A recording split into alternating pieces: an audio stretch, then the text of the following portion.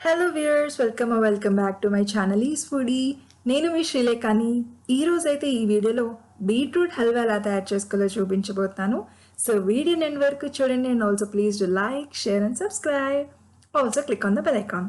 So ఈ రెసిపీకి కావాల్సిన ingredients అన్నిటిని కూడా నేను క్లియర్గా స్క్రీన్ మీద చూపించాను. సో మీకు ఎవరికైనా డౌట్ కనుక ఉంది అంటే ఒక్కసారి బ్యాక్వర్డ్ చేసుకొని వీడియోని మీరు మళ్ళీ చూడొచ్చు. సో ఇప్పుడైతే నేను ఇంగ్రీడియంట్స్ అన్ని క్లియర్గా చూపిస్తున్నాను. సో మనం ఫస్ట్ ఏంటంటే బీట్రూట్ని ఇలా తురుములా చేసుకోవాలన్నమాట. సో గ్రేట్ చేసుకోవాలి, బీట్రూట్ని గ్రేట్ చేసుకొని పక్కన పెట్టుకోండి. డ్రై ఫ్రూట్స్ అన్ని కూడా నేనైతే డ్రై ఫ్రూట్స్ 3 వెరైటీస్ తీసుకున్నా. ఒకటి కాజు, బాదాం అండ్ పంప్కిన్ సీడ్స్ ఉంటాయి కదా, పంప్కిన్ సీడ్స్. అండ్ మిగతా ఇంగ్రీడియంట్స్ ఏంటంటే పంచదార, పాలు, కేసరి మిల్క్ అండ్ నెయ్యి. సో ఫస్ట్ అయితే ఒక ప్యాన్ తీసుకొని దాంట్లో 2 టేబుల్ స్పూన్స్ ఆఫ్ నెయ్యిని యాడ్ చేసుకోండి. సో స్టవ్ ఆన్ చేసుకొని ప్యాన్ పెట్టుకొని 2 టేబుల్ స్పూన్స్ నెయ్యి అయితే యాడ్ చేసుకోండి. అందులోనే కొన్ని కిస్మిస్ యాడ్ చేసుకోండి.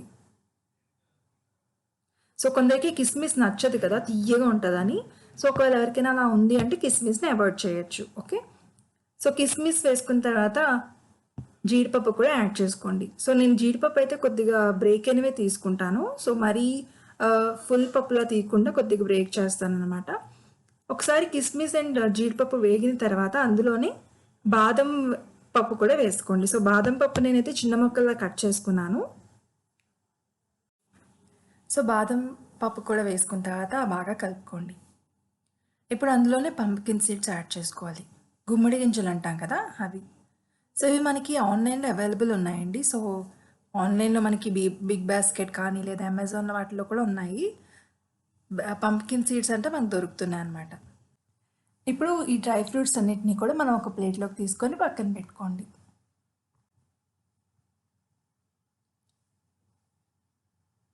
ఇప్పుడు సేమ్ ప్యాన్లో 2 టేబుల్ స్పూన్స్ నెయ్యి యాడ్ చేసుకోండి.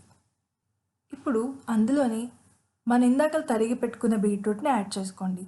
సో నేనైతే ఒక మీడియం సైజ్ బీట్రూట్ని తీసుకున్నాను. సో దాన్ని ఇలా తురుములా చేసుకొని పెట్టుకున్నాను. సో ఇప్పుడు బీట్రూట్ మనం ఒక్కసారి వేయించుకోవాలి.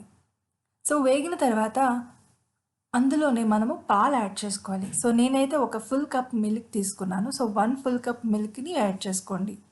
సో దాంతోపాటు ఒక 2 టేబుల్ స్పూన్స్ ఎక్స్ట్రా వేసుకున్నాను పాలు. సో పాలు యాడ్ చేసిన తర్వాత అందులోని 2 table spoons milk powder add చేసుకోండి. అందులోనే ఒక టేబుల్ స్పూన్ కుంకుమ పాలు కూడా యాడ్ చేసుకోండి. ఇప్పుడు అంతా కూడా బాగా కలపండి.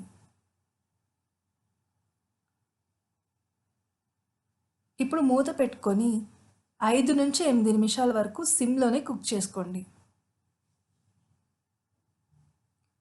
సో కుక్ అయిన తర్వాత ఒకసారి మూత తీసి కలపండి. సో ఈ స్టేజ్లో మనము బీట్రూట్ అనేది కొద్దిగా ఉడికిందా లేదా అని చెక్ చేసుకోవాలి.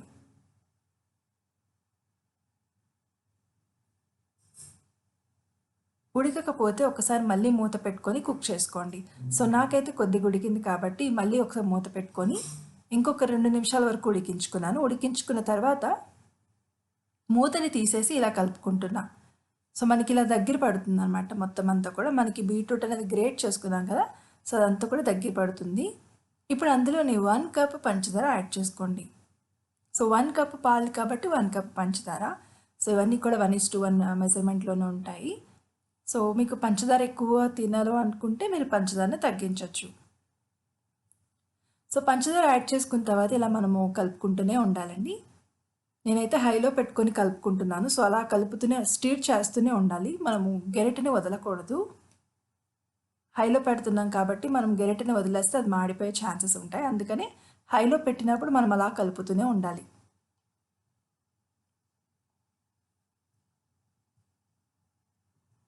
సో ఇలా కలిసిన తర్వాత మనకి కొద్దిగా దగ్గర పడుతుందండి. దగ్గర పడిన తర్వాత అందులోనే నేనైతే హాఫ్ అంటే నేను ఏదైతే డ్రై ఫ్రూట్స్ వేయించుకున్నానో అందులో సగం క్వాంటిటీ అంతా కూడా వేసుకొని ఒక్కసారి కలుపుకున్నాను. సో మిగతా సగం నేనైతే దించే ముందు వేస్తానన్నమాట. సో కొద్దిగా ఏంటంటే మెత్తగా ఉంటే కొన్ని ఏమో క్రంచీగా ఉంటాయని తినేటప్పుడు.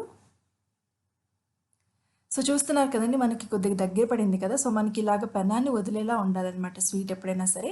సో బీట్రూట్ హల్వా మనకి రెడీ అయిందని ఎప్పుడు తెలుస్తుంది అంటే మనం ఇలా కలుపుతున్నప్పుడు లిక్విడ్ కింద రాకుండా మనకి ఇలాగ పెనాన్ని వదిలేస్తుంది కదా, అలా రావాలన్నమాట.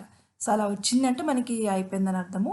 సో ఇంకా అయిపోయింది, దగ్గరికి వచ్చింది కాబట్టి ఒక టేబుల్ స్పూన్ నెయ్యి యాడ్ చేసి ఒక్కసారి మళ్ళీ ఇంకొకసారి కలుపుకొని అందులోనే కన్సిస్టెన్సీ ఎంత ఉందో చెక్ చేసుకున్నాను. అంటే లైక్ హల్వా మనకి ఎలా ఉందని దగ్గర పడిందా లేదా అని చెక్ చేసుకోండి. చేసుకున్న తర్వాత ఇప్పుడు అందులోనే మిగతా డ్రై ఫ్రూట్స్ ఏవైతే ఉన్నాయో, అంటే నేను వేయించి పెట్టుకున్న డ్రై ఫ్రూట్స్ ఉన్నాయి కదా, సో అవి యాడ్ చేసేసుకుంటున్నాను. యాడ్ చేసుకున్న తర్వాత స్టవ్ ఆఫ్ చేసుకొని బాగా కలుపుకొని సర్వింగ్ బౌల్లోకి తీసుకుంటే అంతే, ఎంతో టేస్టీ అయిన బీట్రూట్ హల్వా అనేది రెడీ అయిపోయింది. మీకు కూడా రెసిపీ నచ్చుతుందని అనుకుంటున్నాను. సో నచ్చినట్లయితే ప్లీజ్ తప్పకుండా సబ్స్క్రైబ్ చేసుకోండి, లైక్ చేయండి, షేర్ చేయండి, అండ్ ఆల్సో మీ ఫ్రెండ్స్ అండ్ ఫ్యామిలీస్కి తప్పకుండా ఈ వీడియోని షేర్ చేయండి. సో నేనైతే ఇలాగ గ్లాస్ జార్లోకి తీసుకున్నాను. సో ఇలా స్టోర్ చేసుకుంటాను. సో మనకి బీట్రూట్ హల్వా అనేది ఒక 1 వీక్ కాకపోతే అరౌండ్ మహా అయితే ఒక 3 to 4 డేస్ వరకు అయితే ఖచ్చితంగా బాగుంటుందండి. సో ఫ్రిడ్జ్లో పెడితే మీకు ఇంకా షెల్ఫ్ లైఫ్ అనేది ఎక్కువ ఉంటుంది. సో ఫ్రిడ్జ్లో లేదు బయటను పెట్టుకుంటాం అనుకుంటే 3 to 4 డేస్ వరకు అయితే బాగుంటుంది. సో మీకు కూడా మీ ఇంట్లో ట్రై చేసి మీకు ఎలా వచ్చిందో తప్పకుండా కామెంట్ సెక్షన్లో చెప్పండి. Thanks for watching. In the next video. Bye bye.